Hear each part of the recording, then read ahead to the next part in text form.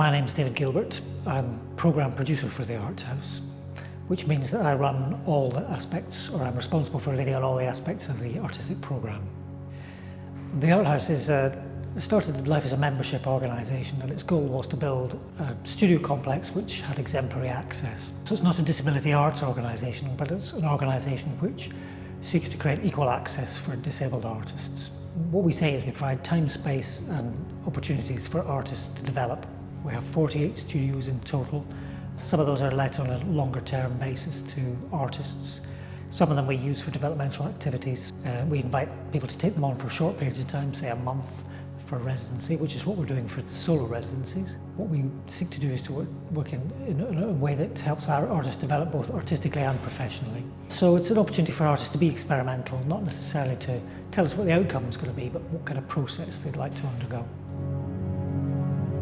I studied sculpture at the Slade. I did my BA and my MA there, and then I left and I started practicing straight away. The work I make now, it's got a very research-based approach to it, and it's quite expansive.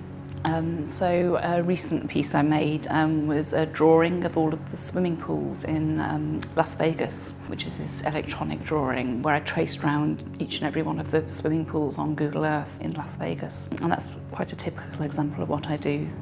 So focusing in on a particular place and really interrogating it, but not through actually being there, but as a sort of remote observer.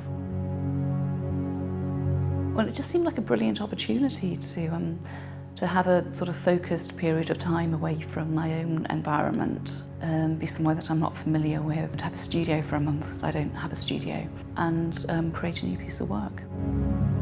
The project for the residency is that I'm researching and photographing war memorials in West Yorkshire. It was sort of the result of various different ideas I'd had brewing, colliding. One of the main ones was that I'd heard sort of various reports on the radio about war memorials being vandalised, and I realised that I'd never really sort of given much thought to war memorials in every town and village.